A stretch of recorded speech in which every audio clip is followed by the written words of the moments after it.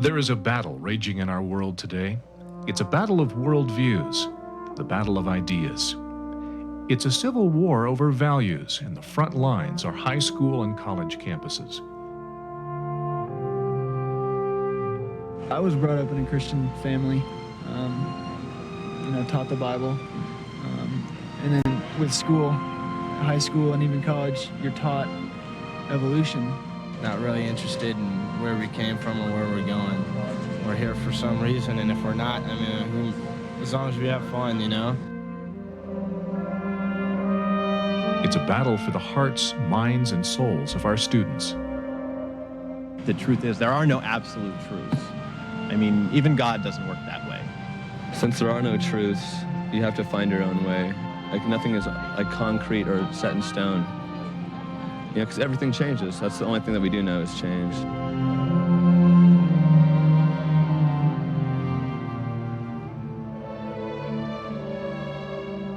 Ideas have consequences. The false philosophies of key historical figures have radically influenced and altered the thinking of modern society.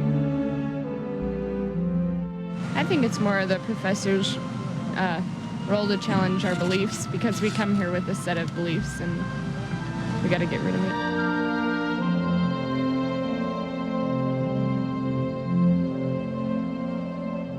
It's our body, and if we want to hurt it or be nice to it, whatever, it's our choice, and no one should tell us what to do. It's not easy to understand our times. With so many competing worldviews, how can we find the truth? How do we discern truth from error? Truth to me is,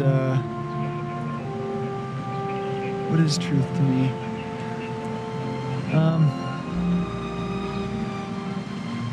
Well, that's a tough one. Maybe I'll have to think about that. I don't think anybody really knows.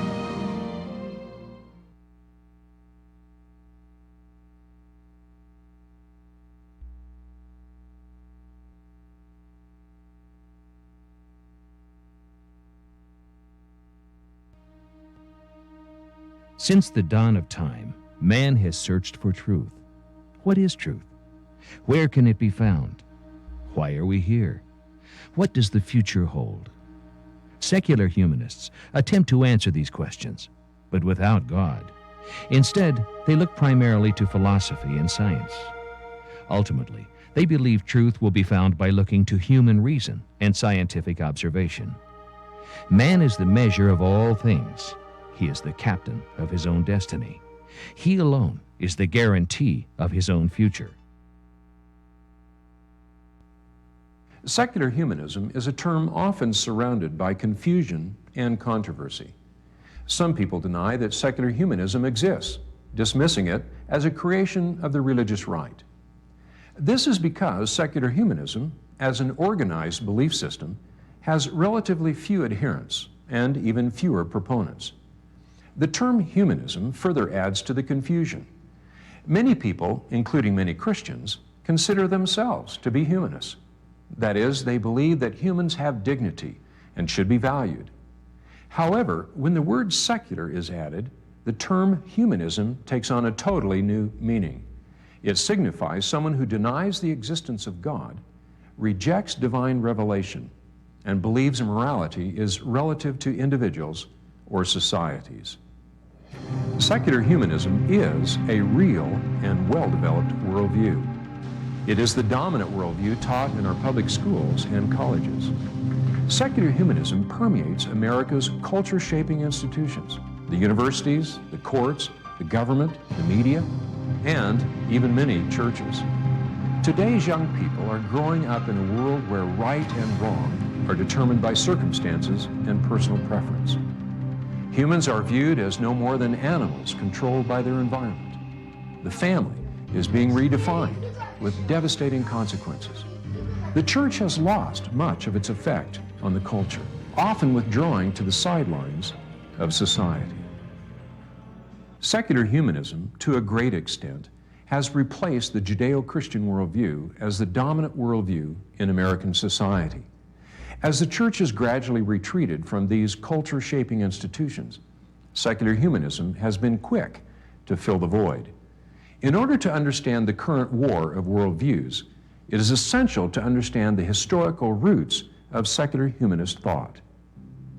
Western civilization was primarily built on two foundations: the Judeo-Christian religious tradition of theism and revelation, and the Greek influence of rational investigation and artistic creativity.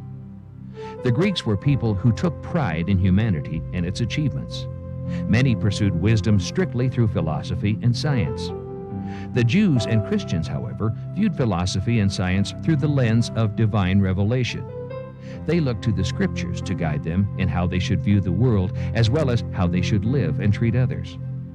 During the 1500 years following Christ's life on earth, Christianity spread, becoming the dominant religion in Western civilization. During this time, atheism and religious skepticism were rare.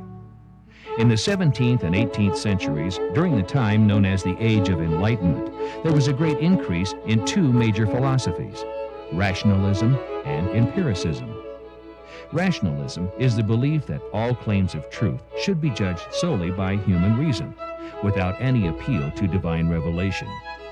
Empiricism is the belief that knowledge is gained primarily through human experience, through the five senses: touching, tasting, hearing, smelling, and seeing. This view is sometimes called scientism. Rationalism and empiricism seek knowledge by first rejecting the reality of divine revelation. It was also during this time that modern science was born, largely due to the biblical worldview. The biblical worldview has always held that the universe was created by a rational and orderly creator, and thus could be understood through scientific investigation. However, as scientific investigation continued to uncover the mysteries of the universe, some people began to believe that divine revelation from God was impractical or even impossible. Scientists and philosophers began to challenge the scriptures. The church, mistakenly thinking that some claims were at odds with biblical revelation, overreacted in its attempt to protect the authority of the scriptures. To the world, it seemed to imply that faith could not withstand rational scrutiny or scientific investigation. It took some time to distinguish between legitimate discoveries and faulty speculations, and to reconcile the valid scientific discoveries with biblical truths. The new scientific discoveries of the 17th and 18th centuries led many people to a sense of great self-confidence. Religious beliefs began to lose importance in many people's lives. They began to think that all of life's mysteries could, and eventually would, be solved by science and the human intellect. Christianity was openly attacked and often disregarded as simply unimportant. Some intellectuals equated Christianity with superstition and ignorance. Many of these intellectuals called themselves theists, but their God didn't reveal himself or intervene in the world through miracles. They were, in fact, deists. As these ideas spread, Christians often retreated from the cultural centers of society, opening the door to secular humanist thought. Humanist ideas moved freely into all areas of life. They became entrenched as the dominant worldview in American society. Christians had virtually abandoned these areas, mistakenly separating their religious lives from their secular lives. In 1933, the first Humanist Manifesto was published.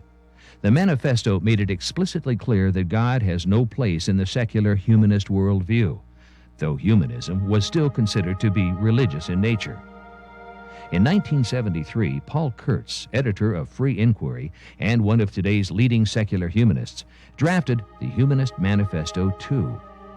It proclaims, "No deity will save us. We must save ourselves." Many influential thinkers and educators signed these manifestos: John Dewey, Charles Francis Potter, Isaac Asimov, Corliss Lamont, B.F. Skinner, Julian Huxley, and Betty Friedan, among others.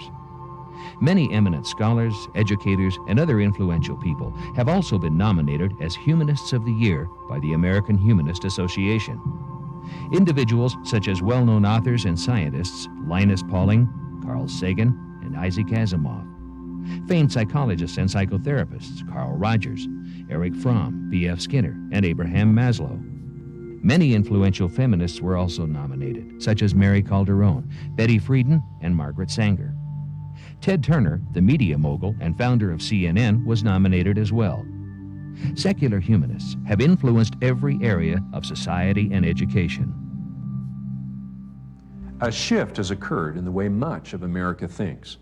Humanistic ideologies dominate most cultural and professional arenas, such as education, literature, the government, law, and the media. In order to turn back the floodwaters of secularist ideologies, it is essential to understand the secular humanistic worldview.